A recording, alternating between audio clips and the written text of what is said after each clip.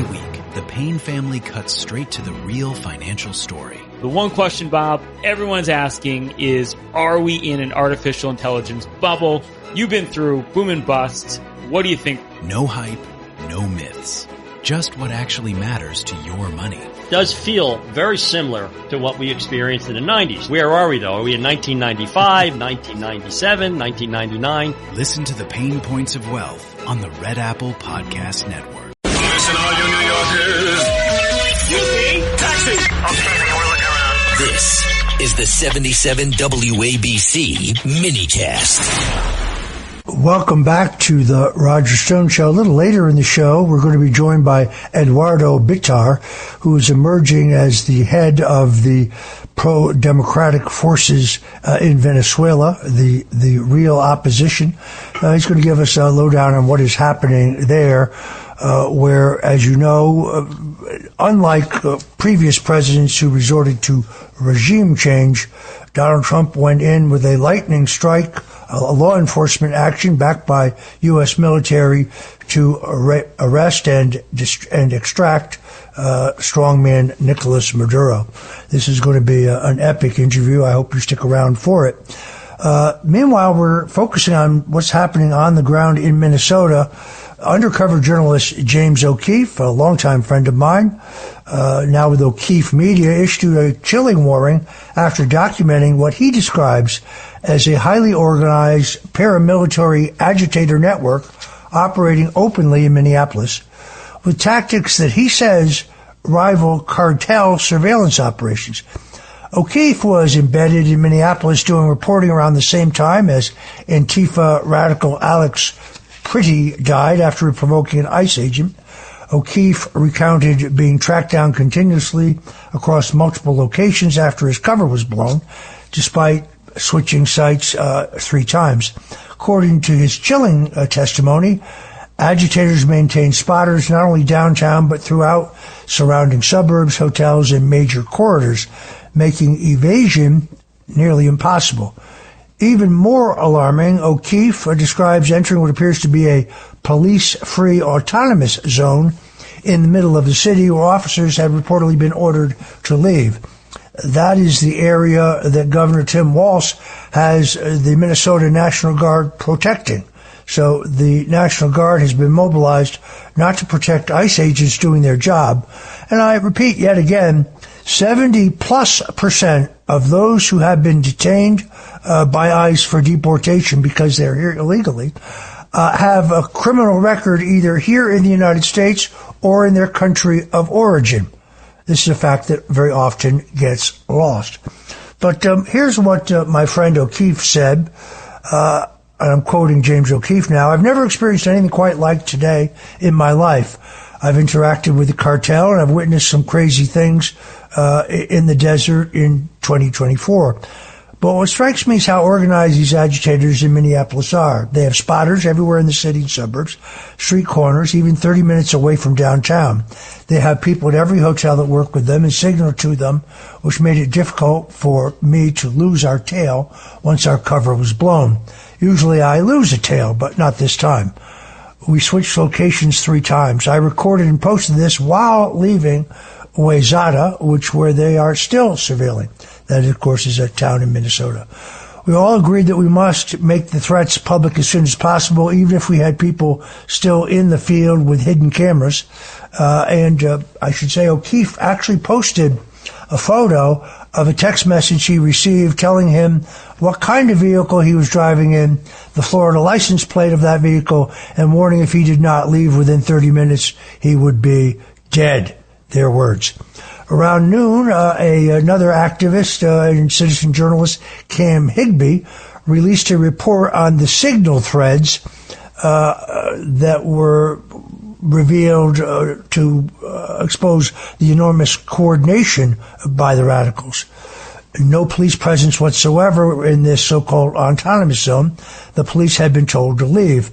When I identified myself as a journalist, and they said they will kill the press and would not allow me to leave. My skin was fully covered because it was so cold. Because they couldn't verify who I was, they actually screamed and started throwing ice bottles at them. This would be O'Keefe and his crew. One hit one of the members of O'Keefe's crew, a Marine who was with him. They actually patted this American citizen down as if they were the authorities attempting to confiscate any weapons. They were set to destroy O'Keefe's vehicle before they got away. They have a full video report coming of this. I really can't wait to see it, but the bigger picture is more important. James O'Keefe says he's angry. Well, I'm angry too, but not at the agitators. I'm already angry at the people who don't understand what we're dealing with and don't seem to be prepared to do anything about it. When I got to the suburbs, I felt I had been in a simulation. I believe American people need to warm up. The president understands what's going on. This moment is a warning about where we are headed. Fear pushes people to care only about their money and their families. I get it. But when fear turns inward, with self-preservation and greed now replacing moral courage, evil goes unchallenged. As history shows, that which we ignore today will come for all of us tomorrow. Ironically and incredibly, I see that these communists do not fear death in the same way most good people seem to. The only thing the communists fear is exposure itself, and that's good news because that is, at this point, our only option. I am deadly serious about investigating the prosecutors themselves if they don't hold these Minnesota fraudsters and violent mobsters accountable for what they're doing. We all are awaiting the videos put forward by O'Keefe Media. Meanwhile, Don Lemon has still not been arrested. Don Lemon did not merely cover a protest. He actually embedded himself in a confrontation that escalated into an alleged criminal disruption of a Sunday worship service inside the city's church in St. Paul, Minnesota, a scene where activists burst into the sanctuary, shouting political slogans, and forced ordinary Americans to endure intimidation in the middle of prayer. Lemon live streamed from inside the church for hours, moved into the church with agitators, and then publicly denounced the churchgoers afterwards, accusing them of entitlement and even invoking white supremacy.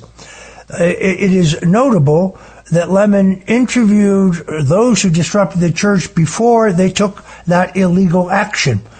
But he didn't report it to law enforcement, of course, and he can actually be seen kissing one of the agitators at the end of their interview.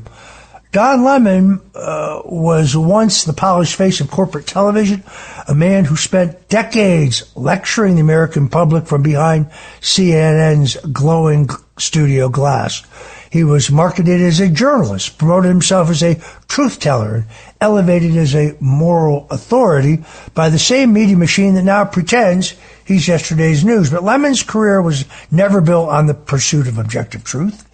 It was built on performance, ideology, and the smug presumption that half the country exists to be corrected. I remember all too well when Don Lemon, as my friend Tucker Carlson calls him, said that the largest single problem in the country today was white males. I don't think so. Like so many legacy media fixtures, Don Lemon learned the fastest way to climb was to align himself with the progressive orthodoxy. When the Democrats needed an amplifier, Lemon obliged. When Donald Trump became the establishment's designated villain, Lemon turned nightly broadcasting into a ritual of insinuation, character assassination, and smear. There is no one who was more gung-ho in promoting the fake Russian collusion hoax, no one more gung-ho in promoting the two completely fraudulent and baseless impeachment attempts against President Donald Trump. There was no one who was a greater cheerleader for the outrageous Fedsurrection of January 6th. There was no one who was a bigger cheerleader for the lawfare that was employed in an effort to arrest Donald Trump, break Donald Trump financially, and incarcerate the president, at the same time keeping him off the ballot in some 50 states.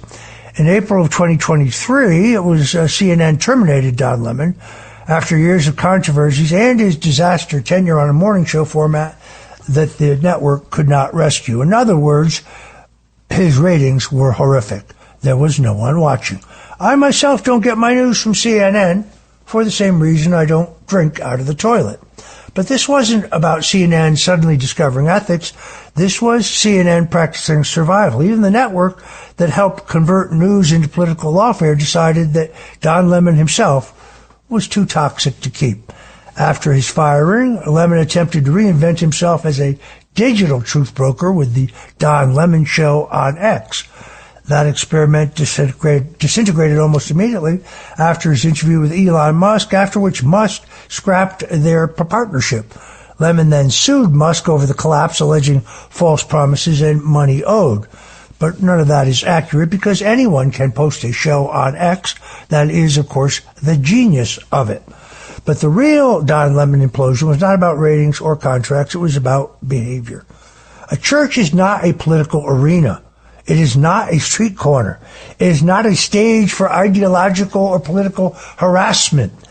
It's a sacred space where Americans gather to worship God in peace. Yet activists entered the church during a service and interrupted worship, and Don Lemon was there filming, narrating, broadcasting as this intimidation politics were simply the news. This is, in fact, the sickness of the modern left. They don't merely disagree with institutions they despise. They seek to invade them. They seek to shame them. They seek to punish them. They seek to destroy them. They have abandoned persuasion and replaced it with confrontation. The most dangerous lie they tell, the lie that Don Lemon embodies, is that confrontation is somehow morally virtuous, even when it crosses into criminality.